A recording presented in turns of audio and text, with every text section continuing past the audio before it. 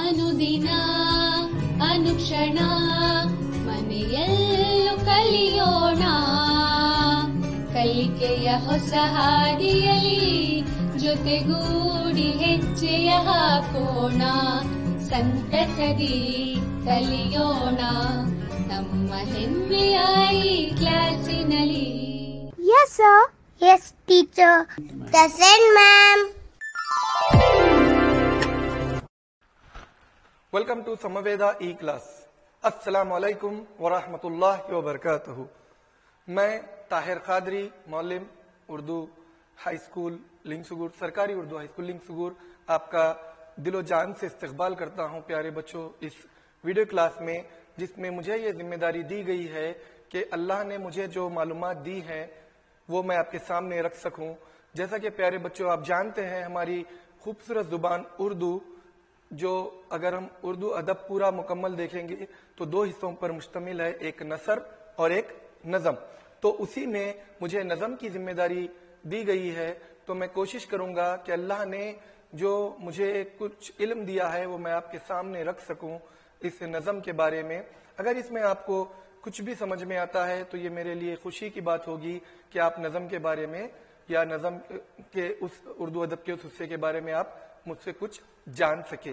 तो प्यारे बच्चों, मैं आपको ये क्लास शुरू होने से पहले एक बात कहता हूं कि देखिए, अगर हम कहें कि आप जो भी काम करते हैं दिल से करिए या दिल लगाकर करिए, मेहनत लगा के करिए, जो भी काम दिल से किया जाता है वो अच्छा होता है. जो भी काम आप अपने पसंद से करते हैं, शौक से करते हैं, आपकी दिल की मर्जी से करते हैं, वो आसानी से हो जाती है. लेकिन अगर वो कोई शायर कह दे, जैसे कि हमारे अल्लामा इकबाल है, वो अगर वो दो मिसरों में अपनी बात मुकम्मल कहते हैं, एक लंबी तकरीर के बजाय अगर वो शेर कह दे तो बात बड़ी आसानी से समझ में आ जाती है. जैसे दिल से जो बात निकलती है असर रखती है, दिल से जो बात निकलती है असर रखती है, पर नहीं मगर ताकते परवाज रखती है. समझ में आया बच्चों?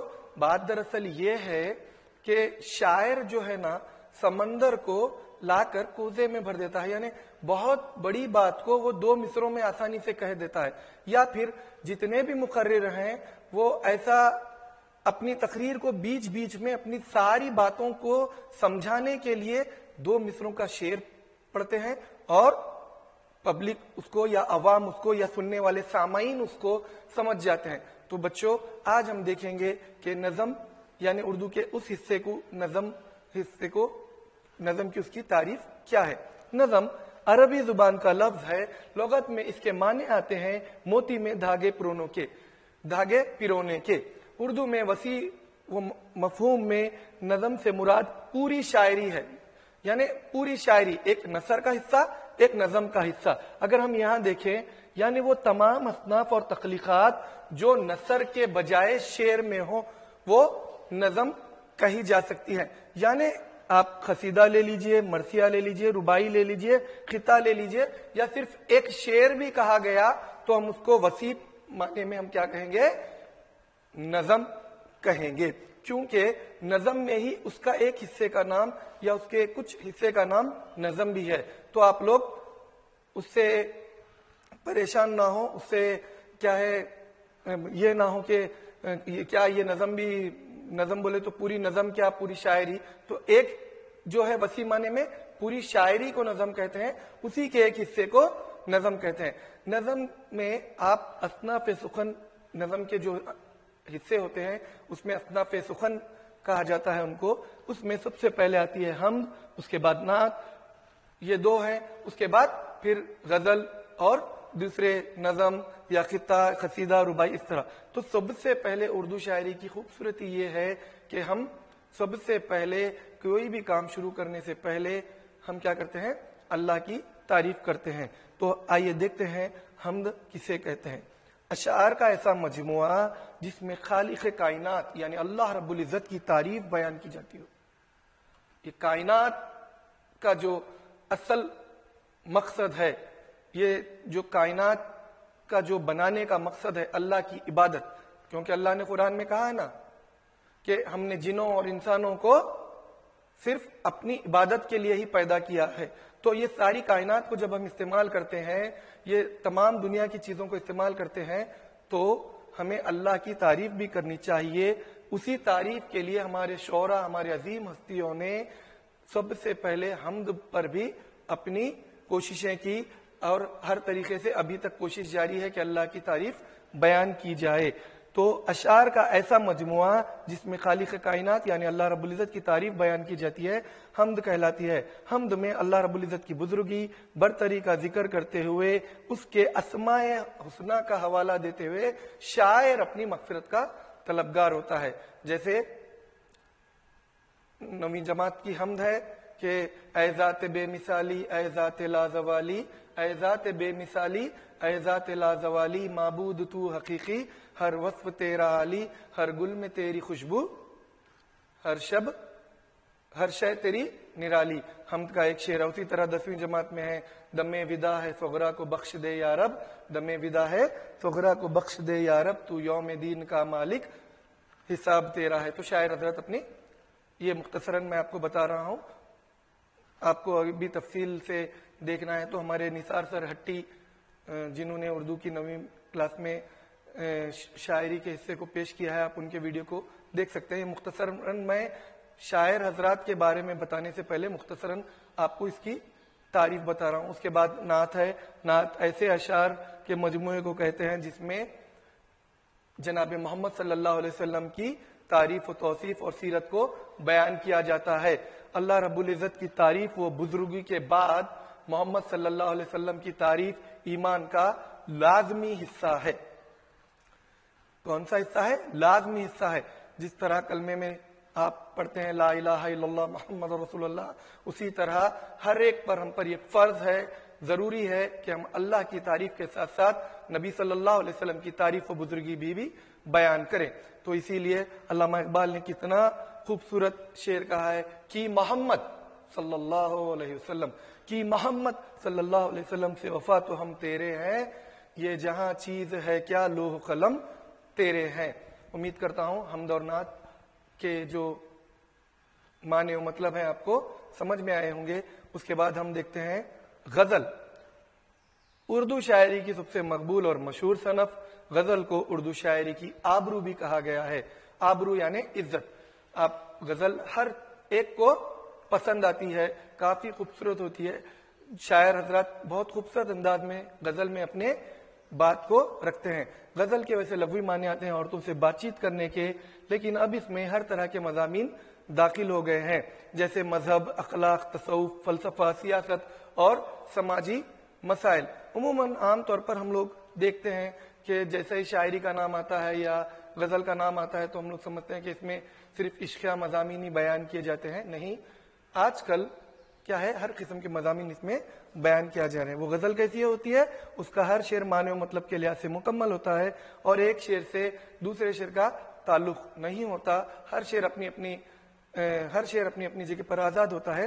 غزل کی ابتدا ایران میں ہوئی، پھر ہندوستانی شعراء نے اپنے مزاج کے مطابق اس کو ڈھال لیا. غزل کے پہلے شعر کو مطلع کہتے ہیں. پہلا شعر، جب غزل کا پہلا شعر ہم پڑھتے ہیں تو مطلع کہتے ہیں، جس کے دونوں مصروں میں ردیف اور قافیے کی پابندی کی جاتی ہے. جیسا کہ غالب کی غزل کا مطلع ہے، یہ 8ویں جماعت میں ہے. ابن مریم ہوا کرے کوئی، ابن مریم ہوا کرے کوئی، میرے درد کی دوا کرے کوئی. قافیہ، آپ کہیں گے قافیہ کسے کہتے ہیں؟ تو ایسے مختلف الفاظ جن کی آواز ایک جیسی ہوتی ہے، جن کو آپ انگریزی زبان میں رائمنگ ورڈز بھی کہتے ہیں، جیسے یہاں پر ہوا اور دوا. ردیف، شعر کا آخری لفظ جس کی تکرار بار بار ہوتی ہے، جیسے کرے کوئی کرے کوئی. اس کے بعد غزل کے پہلے شعر کو جیسا مطلع کہتے ہیں، اسی طرح غزل کے خوبصورت شعر کو بیت الغزل کہتے ہیں، اور غزل کے آخری شعر کو مقطع کہتے ہیں، جس میں شاعر اپنا تخلص یا قلمی نام لے کر آتا ہے. غزل کے بعد اور ایک مشہور صنف جس کے بارے میں ہم کو دیکھنا ہے وہ ہے ربائی. ربائی ربا سے ماخوذ ہے، یعنی اس کے معنی 4 کے آتے ہیں.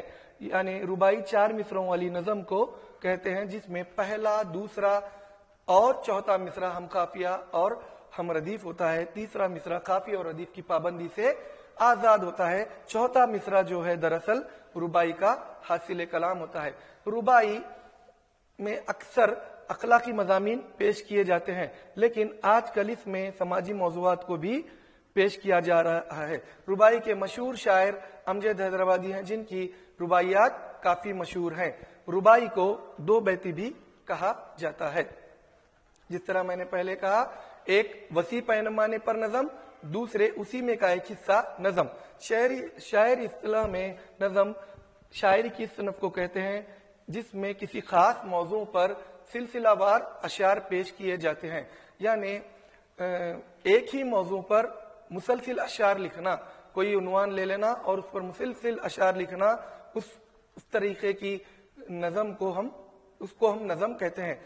और बाद नज़मों में मुख्तलिफ मौज़ूआत भी पेश किए जाते हैं, लेकिन वो मरकजी ख्याल से, या ख्याल होना था लेकिन गलती से खील हो गया है, ख्याल से मरबूत होते हैं, यानी जुड़े होते हैं। इसी तरह मुख्तलिफ ख्यालात की पेशकशी के लिए नज़म को अलग अलग हिस्सों में तकसीम किया जाता है। इन हिस्सों या टुकड़ों को बंद कहते हैं। नज़म के मुख्तलिफ अक़साम हैं, पाबंद नज़म, आज़ाद नज़म वगैरह वगैरह। उसके बाद आप कहेंगे पाबंद नज़म किसे कहेंगे? पाबंद नज़म वो नज़म जिसमें अरकान की तादाद, काफियों की पाबंदी के लिए मुकर्ररा उसूल की पाबंदी की जाती है, और आज़ाद नज़म में अरकान की तादाद घटती बढ़ती रहती है, काफी और रदीफ की पाबंदी नहीं है, वो उससे आज़ाद होती है। आज़ाद नज़म की एक मिसाल आप सुलेमान कुमार साहब की नज़म 10वीं में पढ़ेंगे इंशाअल्लाह, क्योंकि आप लोग अब 9th में हैं, तो फिर उसके बाद 9वीं में है, तो फिर उसके बाद आप 10वीं में जाएंगे। उस किताब में आपको सुलेमान कुमार की आज़ाद नज़म मिलेगी। उसके बाद मरसिया।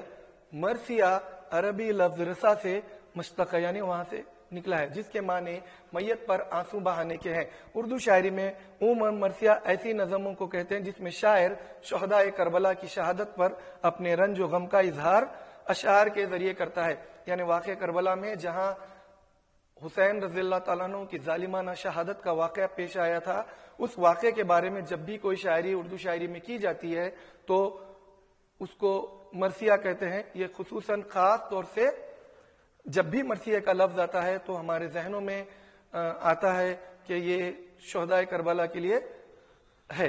उसके बाद मगर शुहदाए करबला के अलावा बाद शोरा ने अशखास की अमवात पर भी नज़में लिखी हैं, जिसको शायरी इस्तिलाह में शख्सी मरसिया कहते हैं। जैसे हाली ने गालिब के लिए मरसिया लिखा था। उसके बाद आता है मसनवी। मसनवी के लग़वी माने दोहरा किया हुआ या दो दो वाला। शहरी इस्तिलाह में इन मुसलसिल अशार के मजमूए को मसनवी कहते हैं, जिसमें हर शेर के 2 मिसरे हम काफिया होते हैं, लेकिन हर शेर का अपना अलग काफिया होता है। इसमें हर किस्म के मज़ामीन बयान किए जाते हैं। देखिए प्यारे बच्चों, मैं इस सिलसिले में आपको लिए चंद सवालात रखा हूं। अगर आप हमारा ये वीडियो यूट्यूब चैनल पर देख रहे हैं तो वहां पर आप जवाबात दीजिए उन सवालात के। मैं इंशाअल्लाह आपको सही या गलत का रिप्लाई भी करूंगा। मैं जवाबात इसलिए नहीं लिखा, मैं चाहता था कि आप इसमें अपना जो कुछ समझे हैं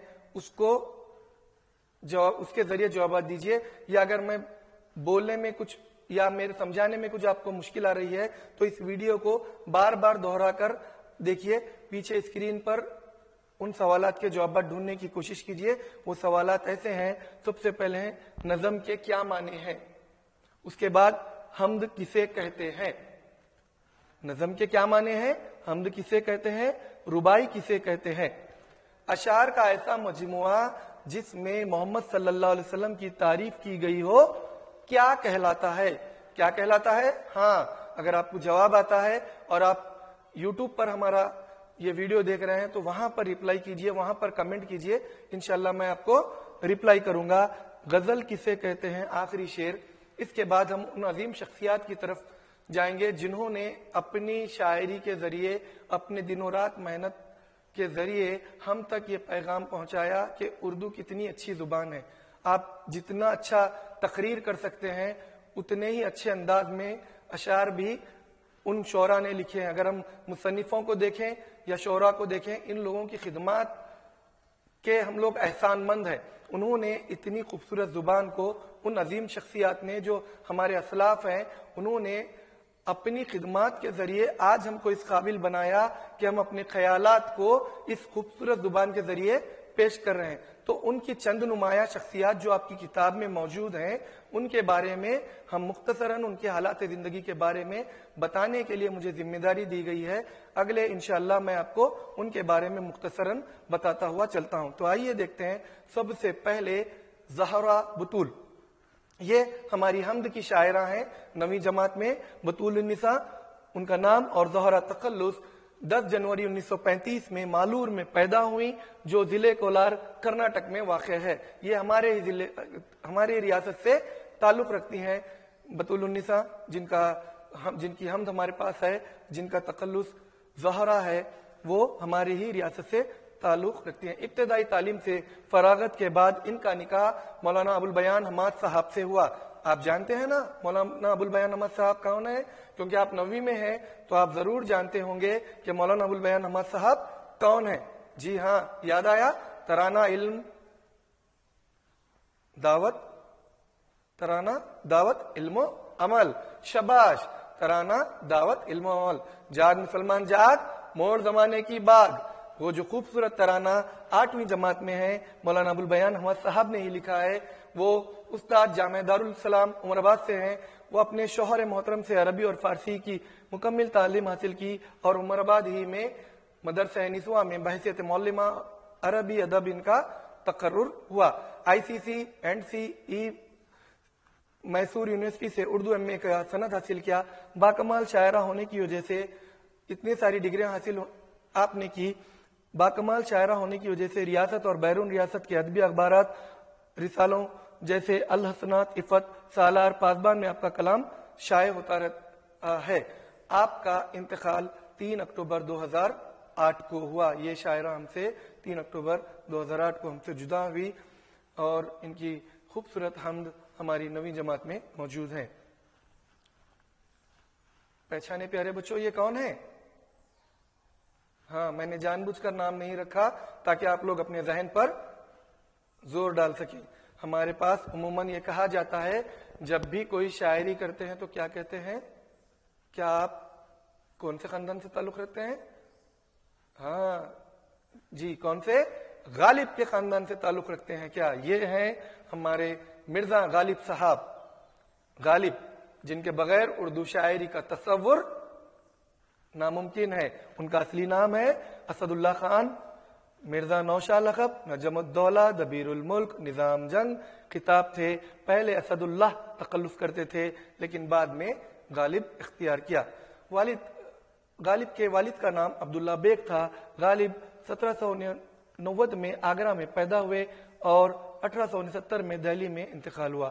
غالب، جیسے میں نے کہا، اردو شاعری کا تصور غالب کے بنا ادھورا ہے، لیکن غالب خود کو فارسی زبان کے بڑے ماہر اور زبردست شاعر مانتے تھے، اور اپنے فارسی کلام کے اوپر بہت ان کو ناز تھا۔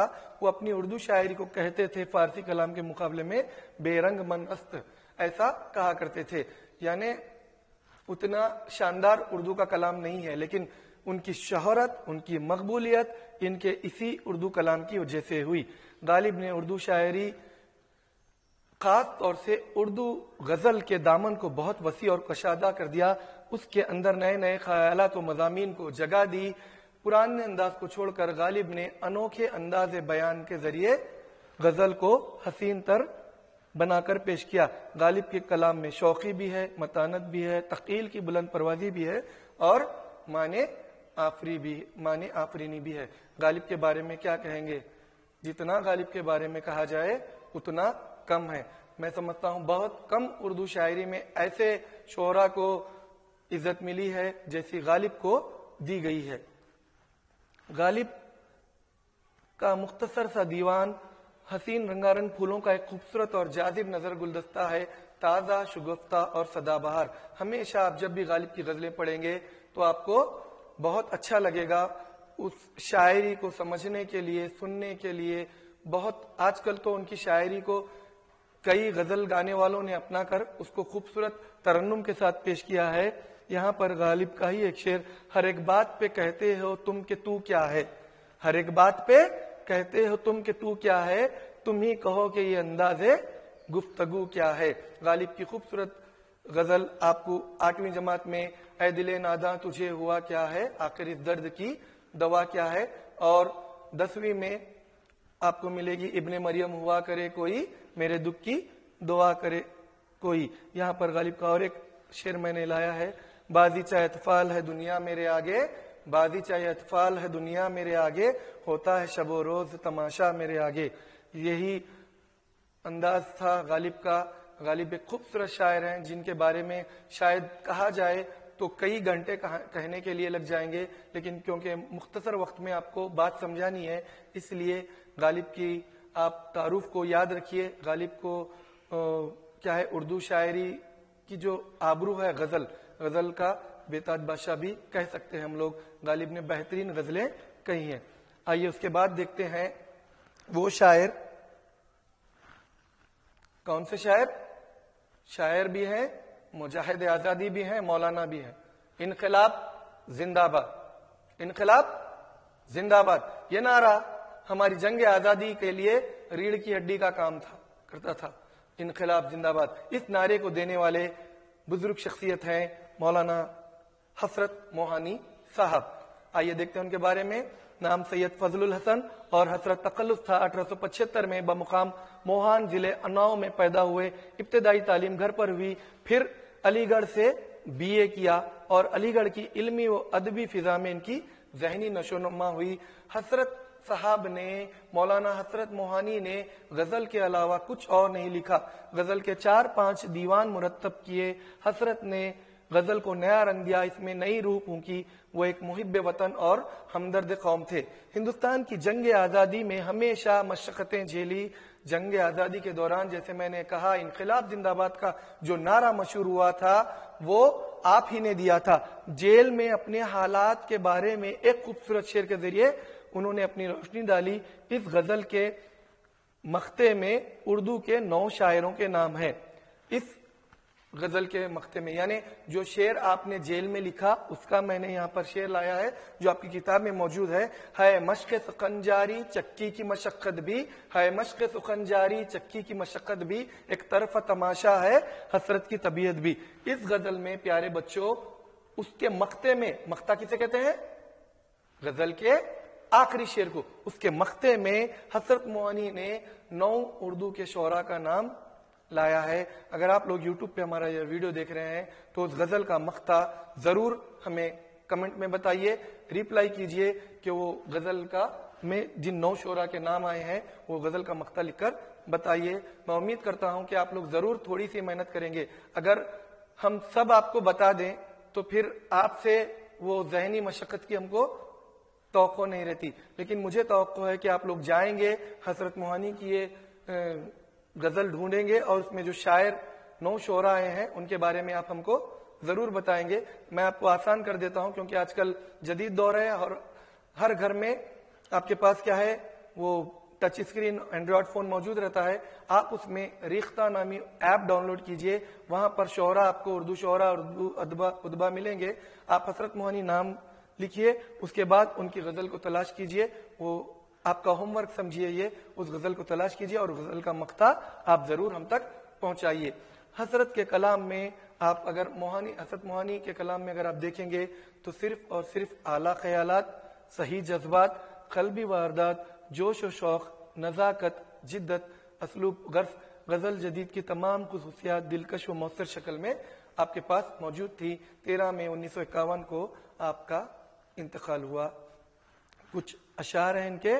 معلوم سب ہے پوچھتے ہو پھر بھی مدعا، معلوم سب ہے پوچھتے ہو پھر بھی مدعا، اب تم سے دل کی بات کہیں کیا زباں سے ہم، تیرے درد سے جس کو نسبت نہیں، تیرے درد سے جس کو نسبت نہیں، وہ راحت مصیبت ہے راحت نہیں۔ اور یہ آخر میں آپ ہی کے 9ویں جماعت میں جو غزل ہے اس کا مقطع ہے، حقیقت کھل گئی حسرت تیرے ترک محبت کی، حقیقت کھل گئی حسرت تیرے ترک محبت کی، تجھے تو اب وہ پہلے سے بھی بڑھ کر یاد آتے ہیں۔ اس کے بعد آپ کے پاس اللہ کی تعریف کے بعد وہ کون سی شخصیت ہے جس کی تعریف لازمی ہے، جس کی بزرگی بیان کرنا لازمی ہے؟ آپ پیارے بچوں، جیسا کہ میں نے ابتدا میں کہا تھا، ہاں اللہ کے بعد کس کی تعریف ضروری ہے؟ جناب محمد صلی اللہ علیہ وسلم کی. تو آپ کی کتاب میں جو نعت موجود ہے انہی شخصیت نے لکھی ہے. یاد آیا شاعر کا نام؟ یہ بزرگ شخصیت کون ہے؟ شاباش جی، کوشش کیجئے. کون ہے یہ بزرگ شخصیت؟ امیر مینائی صاحب.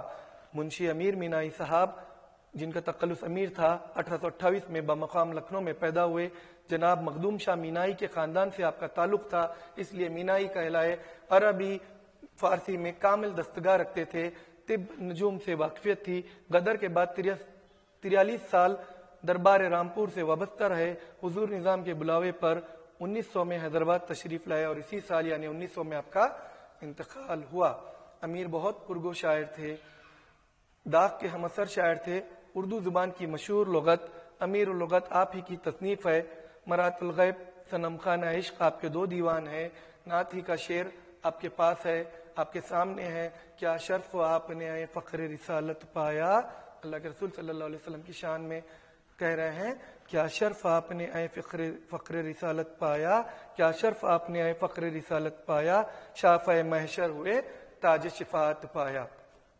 اس کے بعد ان کو بھی دیکھیے، یہ ہیں جناب علی عادل شاہی. علی عادل شاہی ثانی شاہی عادل شاہی حکومت کے 8ویں حکمران تھے. وہ 1638 میں پیدا ہوئے. 19 سال کی عمر میں تخت نشین ہوئے. بہت ساری غلطیاں اردو ڈی ٹی میں ہوئے ہیں، اس کے لیے ہم معافی چاہتے ہیں. کچھ ٹیکنیکل پرابلمز کی وجہ سے یا کچھ انسانی تقاضوں کی وجہ سے یہ غلطیاں ہوئی ہیں. تو اگر آپ اپنی کتاب کو اس کو سامنے رکھ لیں تو اس میں آپ اس کو درست کر لیں یا صحیح کر لیں. 19 سال کی جگہ شال ہو گیا ہے. 19 سال کی عمر میں تخت نشین ہوئے. وہ بڑے ہی منصف مزاج یعنی عدل و انصاف کا کیا ہے ریشہ تھا. رعایا کا خیال کرتے تھے، جبکہ یہاں ریا ہو گیا. ریا کے معنی آتے دکھاوا نہیں بلکہ رعایا یعنی عوام کا خیال رکھنے والا اور مدبر حکمران تھا. علماء اور فضلاء کا بڑا قدردان تھا. شاعری ایک خوشگوار شاعر تھا. اس کے کلیات میں قصیدے، غزلیں، مثنویاں اور دوہے شامل ہیں. شاہی کا انتقال 1679 میں ہوا. یاقوت ہور مرجان کی شاہی لکھیا ساری غزل، یاقوت ہور مرجان کی شاہی لکھیا ساری غزل، سن کر جگت کے شاعراں اس شعر کو افسر کہوں. یہ دکنی زبان میں لکھا گیا شعر ہے. اس کے بعد آخر میں آپ لوگوں سے بس یہی گزارش کرتا ہوں کہ اس کا جو دوسرا حصہ ہے شعرا کا آپ ضرور دیکھیں، کیونکہ اس کے آخر میں آپ کو بتاتا چلوں ایک عظیم شخصیت شاعروں کی علامہ اقبال کے بارے میں انشاءاللہ آپ کو بتایا جائے گا یا دوسرے شعراء کے بارے میں بتایا جائے گا. میں کوشش کروں گا کہ جو بھی اللہ نے مجھے علم دیا ہے میں آپ کے سامنے رکھوں. علامہ اقبال کا ذکر خاص طور سے اس لیے ضروری ہے کہ آج کے دور میں ان جیسے شاعر کی بہت ضرورت ہے جو اپنی شاعری کے ذریعے ہم مسلمانوں میں جو خودی کا جذبہ پیدا کیا تھا، وہ خودی کا جذبہ کہیں نہ کہیں ہمارے پاس ختم ہو رہا ہے. اس کو ابھارنے کے لیے اگر اس جیسی شخصیت ہمارے پاس موجود نہیں ہے تو ان کی شخصیت ان کے کلام کے ذریعے ہمارے پاس موجود ہے. ان کے کلام کو ایک بار پھر سے بچوں میں بتانا پڑے گا کہ یا رب دل مسلم کو وہ زندہ تمنا دے جو قلب کو گرما دے، روح کو تڑپا دے. میں اسی بات پر اپنی یہ ویڈیو کلاس ختم کرتا ہوں اور اس امید کے ساتھ کہ اگلی کلاس میں ہم ضرور ملیں گے. السلام علیکم ورحمۃ اللہ وبرکاتہ. ಅನುದಿನ ಅನುಕ್ಷಣ ಮನೆಯಲ್ಲೂ ಕಲಿಯೋಣ, ಕಲಿಕೆಯ ಹೊಸ ಹಾದಿಯಲ್ಲಿ ಜೊತೆಗೂಡಿ ಹೆಜ್ಜೆಯ ಹಾಕೋಣ, ಸಂತಸದಿ ಕಲಿಯೋಣ.